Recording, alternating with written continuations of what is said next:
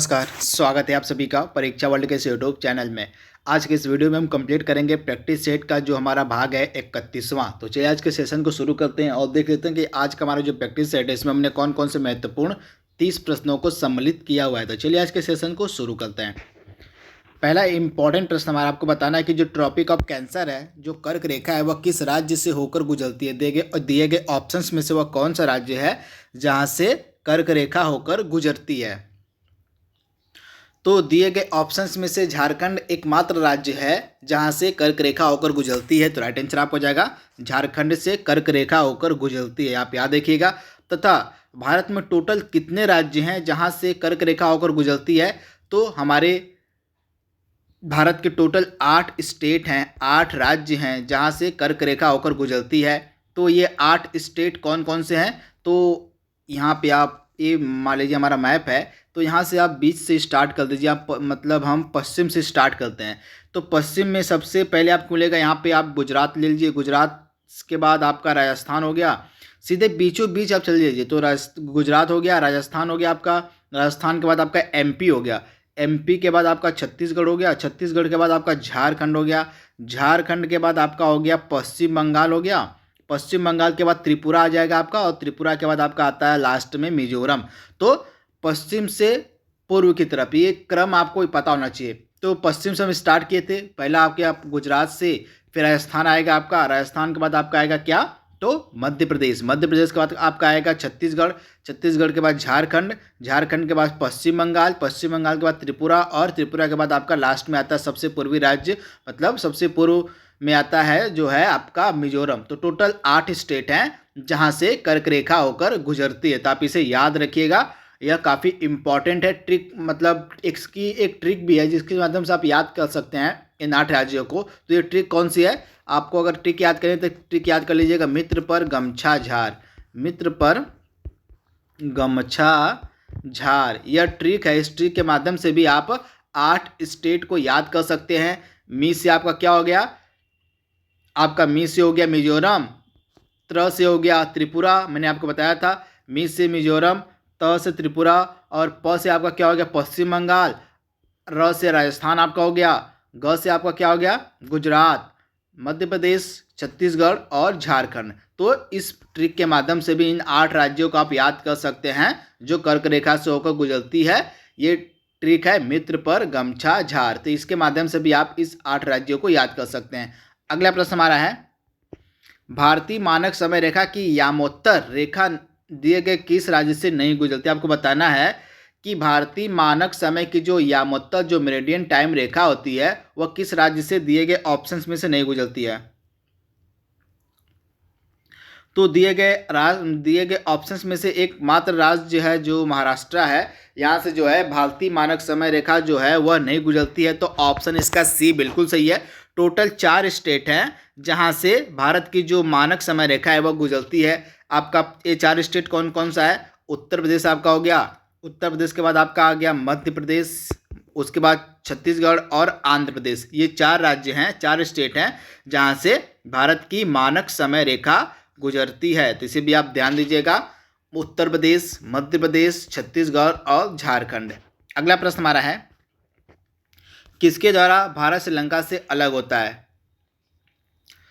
तो भारत श्रीलंका से किसके द्वारा अलग होता है, तो पाक जल डमरू, यानी जिसको हम कहते हैं पाक स्टेट जो है, इससे जो है भारत श्रीलंका से अलग होता है। तब इसे ध्यान दीजिएगा। अगला प्रश्न हमारा है, भारत के किस प्रदेश की सीमाएं जो हैं तीनों देश क्रमशः नेपाल, भूटान और चीन से मिलती हैं।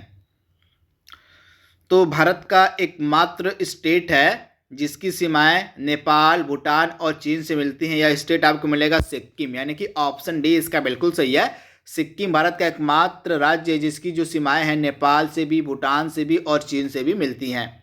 अगला प्रश्न हमारा है, ग्रीन पीस इंटरनेशनल का हेडक्वार्टर आपको बताना है। तो ग्रीन पीस इंटरनेशनल का हेडक्वार्टर आपको मिलेगा कहाँ पे, एम्स्टर्डम में। कहाँ पे, तो एम्स्टर्डम में जो है ग्रीन पीस इंटरनेशनल का हेडक्वार्टर स्थित है। तो ऑप्शन इसका जो बी है बिल्कुल सही है, एम्स्टर्डम। तो आप इसे ध्यान दीजिएगा।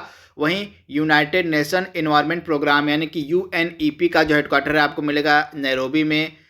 तो इसे भी आप ध्यान दीजिएगा। अगला प्रश्न हमारा है, निम्नलिखित में से नोबल गैसों में से कौन सी जो है वायु में नहीं पाई जाती है। आपके पास 4 नोबल गैसें दी गई ऑप्शंस में, आपको बताना है कि इन 4 नोबल गैसों में से वह कौन सी नोबल गैस है जो हवा में नहीं मिलती है। तो रेडॉन इसका राइट आंसर हो जाएगा। दिए गए 4 ऑप्शंस में से रेडॉन जो नोबल गैस है यह हवा में नहीं पाई जाती है, बाकी तीनों हवा में पाई जाती हैं, हीलियम, आर्गन और नियान। तो ऑप्शन सी इसका बिल्कुल सही है, रेडॉन हवा में नहीं पाई जाती है। अगला प्रश्न हमारा है UNEP यानी कि यूनाइटेड नेशंस इन्वायरमेंटल प्रोग्राम का मुख्यालय आपको बताना है। तो केन्या की राजधानी नैरोबी में जो है आपको मिलेगा UNEP का हेडक्वार्टर। तो आप इसे ध्यान दीजिएगा, केन्या की जो राजधानी नैरोबी है यहाँ पे आपको मिलेगा UNEP का हेडक्वार्टर। वहीं अगर हम नेपाल की राजधानी काठमांडू की बात करें तो काठमांडू में आपको मिलेगा सार्क का हेडक्वार्टर। सार्क का हेडक्वार्टर जो है काठमांडू में है। और ढाका में आपको मिलेगा बे ऑफ बंगाल यानी कि बंगाल की खाड़ी के जो देशों का समूह है बिम्स्टेक, उसका हेडक्वार्टर जो है आपको ढाका में मिलेगा। अगला प्रश्न हमारा है इको मार्ग उन भारतीय उत्पादों को दिया जाता है। मतलब आपको बताना है कि जो इको मार्ग दिया जाता है भारतीय उत्पादों को वो किस लिए दिया जाता है। तो इको मार्ग जो होता है वे उन उत्पादों को दिया जाता है जो पर्यावरण के प्रति मैत्रीपूर्ण होते हैं। तो ऑप्शन सी इसका बिल्कुल सही है, पर्यावरण के प्रति जो उत्पाद मैत्रीपूर्ण होते हैं उनको जो है इको मार्ग दिया जाता है। अगला प्रश्न हमारा है सिंधु सभ्यता की विकसित व्यवस्था में निम्नलिखित में से किस स्थल से जो है घरों में कुओं के अवशेष मिला। आपको बताना है कि सिंधु घाटी सभ्यता का वह कौन सा पुरातात्विक स्थल है जहां के घरों से जो है कुओं के अवशेष प्राप्त हुए हैं। तो कुओं के जो अवशेष हैं यहाँ प्राप्त हुए मोहनजोदड़ो से, यानी ऑप्शन सी इसका बिल्कुल सही है। जो मोहनजोदड़ो है यहाँ से जो है कुओं के अवशेष मिले हैं, तो इसे आप ध्यान दीजिएगा। इसके अलावा कुछ इंपॉर्टेंट चीज़ें भी मोहनजोदड़ो से मिली, जैसे विशाल स्नानागार जिसको हम कहते हैं ग्रेट बाथ। आप याद देखिएगा, ग्रेट बाथ यानी कि जो विशाल स्नानागार है यह भी मोहनजोदड़ो से ही मिला है। मोहनजोदड़ो से ही अन्न कोठार मिली है, जो सबसे बड़ी इमारत है अन्न कोठार, यह भी जो है आपको कहाँ से मिली है तो मोहनजोदड़ो से ही मिली है। तो इसे आप ध्यान दीजिएगा, जो सबसे बड़ी मोहनजोदड़ो की सबसे बड़ी जो इमारत वह अन्न कोठार है, तो इसे भी आप ध्यान दीजिएगा। तथा एक जो है पशुपति शिव की जो मूर्ति है यह भी कहाँ से मिली है तो मोहनजोदड़ो से ही मिली है, तो इसे भी आप ध्यान दीजिएगा। तथा एक कांस्य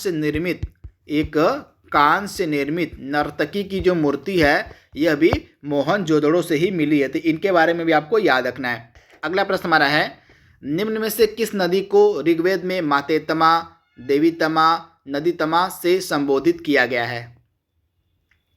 तो एकमात्र नदी है सरस्वती। सरस्वती नदी को जो है ऋग्वेद में मातेतमा, देवीतमा और नदीतमा से क्या किया गया है संबोधित किया गया है। तो इसे आप याद रखिएगा, जो ऋग्वेद हमारा है इस ऋग्वेद में जो है मातेतमा, देवीतमा और जो है नदीतमा से संबोधित किया गया है सरस्वती नदी को, तो इसे आपको याद रखना है। वहीं ऋग्वेद में आपको याद रखना है जो ऋग्वेद हमारा है इसमें यह हमारा सबसे प्राचीनतम वेद, आपको पता होना चाहिए जो ऋग्वेद हमारा है यह हमारा सबसे प्राचीनतम वेद है। इसमें टोटल 10 मंडल है। कितने ऋग्वेद में हमारे टोटल 10 मंडल हैं और 1028 आपको सूक्त मिलेंगे। 10 मंडल और 1028 सूक्त हैं टोटल हमारे ऋग्वेद में, तो आपको याद रखना है इसे भी।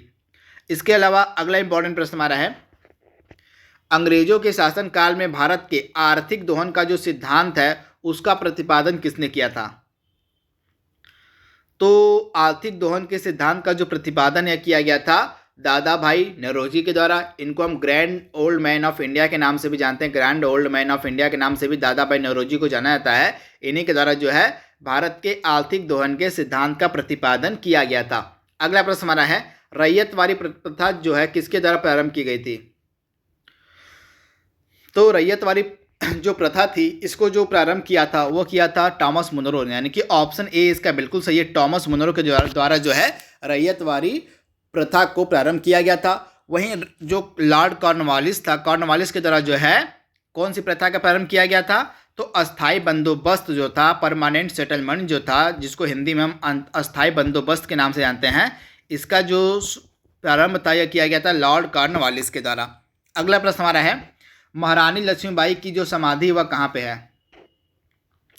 तो ग्वालियर इसका राइट आंसर हो जाएगा, ग्वालियर में। अगला प्रश्न हमारा है, लखनऊ में 1857 के स्वतंत्रता संग्राम का नेतृत्व किसने किया था?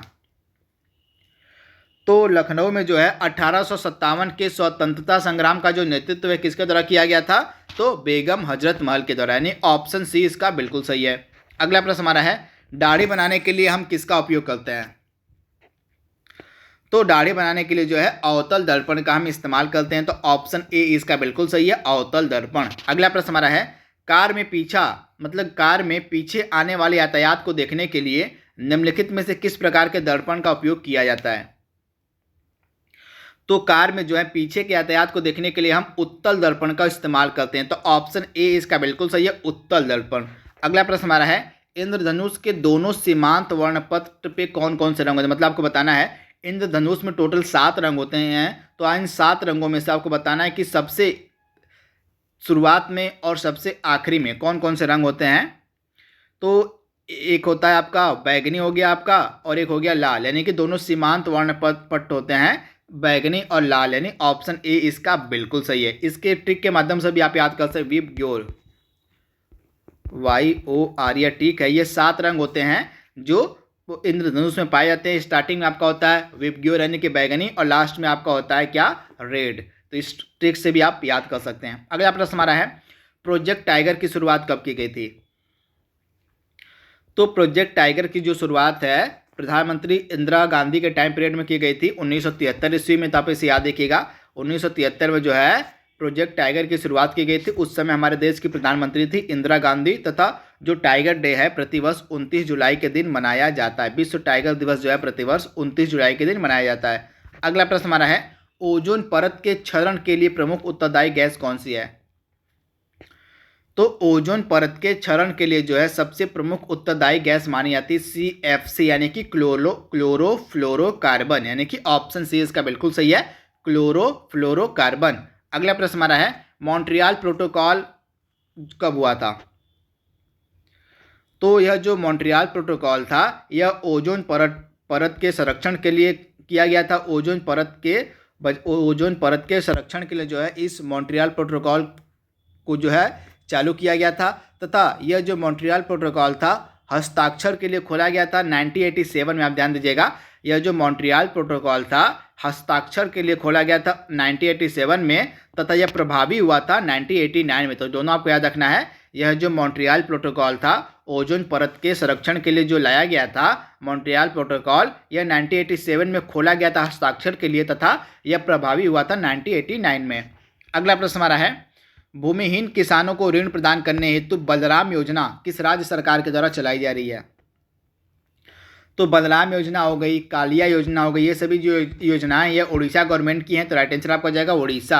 अगला प्रश्न हमारा है, विश्व UFO दिवस कब मनाया जाता है? UFO का मतलब होता है अनआइडेंटिफाइड जो है फ्लाइंग ऑब्जेक्ट, उड़न तस्तरी जिसको हम कहते हैं हिंदी में। तो विश्व UFO दिवस मनाया था प्रतिवर्ष 2 जुलाई के दिन, तो ऑप्शन इसका भी बिल्कुल सही है, 2 जुलाई। अगला प्रश्न हमारा है, भारत का पहला शहर जहां पे ड्रोन्स का इस्तेमाल करके कीटाणु शोधन किया गया था? तो भारत का पहला शहर था इंदौर, जहां पे जो है ड्रोन्स का इस्तेमाल करके कीटाणु शोधन किया गया था। अगला प्रश्न हमारा है, नीलांबर पीतांबर जल संचय योजना किस राज्य की है? तो यह जो नीलांबर पीतांबर जल संचय योजना आपको मिलेगी कहाँ की? झारखंड राज्य, यानी ऑप्शन डी इसका बिल्कुल सही, झारखंड। अगला प्रश्न हमारा है, हीरो टू एनिमल्स जो अवार्ड है यह किसको दिया गया है? तो यह जो अवार्ड है पेटा इंडिया के द्वारा दिया गया, किसके द्वारा? जो पेटा इंडिया के द्वारा जो है यह अवार्ड दिया गया है उड़ीसा के मुख्यमंत्री नवीन पटनायक को, यानी ऑप्शन इसका बी बिल्कुल सही है, नवीन पटनायक। अगला प्रश्न हमारा है, हाल ही में भारत सरकार के द्वारा किस अभियान के तहत जो है 6 टन दवाइयों की जो खेप है मालदीव पहुंचाई गई थी? तो यह ऑपरेशन था ऑपरेशन संजीवनी। इस ऑपरेशन संजीवनी के तहत जो है मालदीव को जो है भारत सरकार ने 6 टन दवाइयां उपलब्ध करवाई थी, तो ऑप्शन इसका बी बिल्कुल सही है, ऑपरेशन संजीवनी। अगला प्रश्न हमारा है, भारत का पहला शहर जहां ई-वेस्ट अपशिष्ट क्लिनिक खोला गया है? तो मध्य प्रदेश के भोपाल में कहा, तो मध्य प्रदेश के भोपाल में जो है भारत का पहला ई-वेस्ट अपशिष्ट क्लिनिक खोला गया है, तो ऑप्शन इसका सी बिल्कुल सही है। अगला प्रश्न हमारा है, जीन कास्टेक्स किस देश के नए प्रधानमंत्री बने हैं? तो फ्रांस के नए प्रधानमंत्री बने हैं जीन कास्टेक्स तथा न्यूजीलैंड के प्रधानमंत्री जेसिंडा आर्डन। कौन है? जेसिंडा आर्डन जो है ये न्यूजीलैंड की क्या है? तो न्यूजीलैंड के प्रधानमंत्री हैं। और इंग्लैंड के प्रधानमंत्री हैं बोरिस जॉनसन। कौन है? बोरिस जॉनसन जो हैं ये इंग्लैंड के प्रधानमंत्री हैं। अगला प्रश्न हमारा है CRPF यानी कि सेंट्रल रिजर्व पुलिस फोर्स अपना शौर्य दिवस कब मनाता है? तो 9 अप्रैल को जो है CRPF अपना शौर्य दिवस मनाता है, तो इसे आप ध्यान दीजिएगा। आज का लास्ट प्रश्न हमारा है भारत का पहला स्पेस टेक्नोलॉजी पार्क कहाँ बनाया जा रहा है? तो भारत का जो पहला स्पेस टेक्नोलॉजी पार्क है यह तिरुवनंतपुरम में बनाया जा रहा है। तिरुवनंतपुरम आपको मिलेगा केरल में। तो ऑप्शन ए इसका बिल्कुल सही है, आप इसे ध्यान दीजिएगा। तो दोस्तों आज का जो हमारा प्रैक्टिस सेट था उसको हमने पूरे विस्तार में कवर कर लिया है। आई होप यह प्रैक्टिस सेट आपको अच्छा लगा होगा। तो आज के लिए बस इतना ही। Thank you, thanks for watching, thank you.